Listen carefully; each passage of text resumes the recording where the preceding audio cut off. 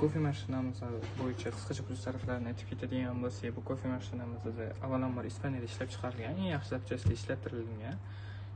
Hamma kofe mashinalarida o'chim pompa degan narsa bor. Bu degani именно o'sha qancha baland bo'lsa, kofeni zernosini yaxshilab siqib, kofeni massasini chiqarib beradi. Longini ham eng yaxshi modellarda ham o'chim pompa 15 bo'ladi. Bunda o'chim pompasi 20 bo'ladi. O'shani hisobiga ozgina ovozi balandroq. No, kofeni kачествоsi, massasi ancha yaxshi chiqadi. Keyin bu yerda sut rezyurlari turibdi, ko'rsangiz bo'ladi. Bu yerda mana shu pressni bosib turib olinadi bu narsa. Olingandan keyin bu yerga sut qo'yiladi. Penkani kontrol qilsa bo'ladi. Oddiy, o'rtancha va ko'p. Yana press olib qo'yiladi. Объем rezervuarlar esa 1.5 bo'ladi. Просто tortiladi, olinadi. Hamma daily routine kofelarni o'ziga ichiga oladi. Espresso, lungo, susu, cappuccino, latte macchiato va bunda ikkita turdagi kofe bo'ladi. Zernovoy va молотый. Zerno orqali ham qilsa bo'ladi. Yana bitta plyus taraflaridan biri bu narsasini olsa bo'ladi.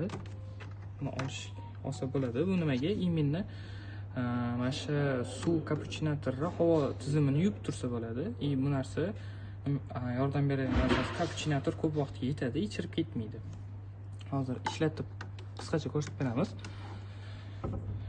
Samachistga funksiyasi bor. Har yonganda o'zini o'zi очистка qiladi. Masalan, kappuchino ichmoqchi bo'lsanglar, kappuchinoni bosgandan keyin suvni litrajini tanlasa bo'ladi. Kam, o'rtancha, ko'p, sutda ham takshi.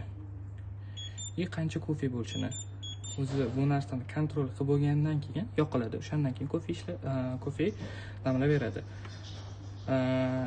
Yana bitta faktor, именно birinchi kofe mashinani olganda ishlamaydi. Nimani hisobiga? Bitta issiq suv chiqarib olish kerak. O'zini tozalab, issiq suv chiqarib yuboradi. O'shandan keyin ishga tushadi.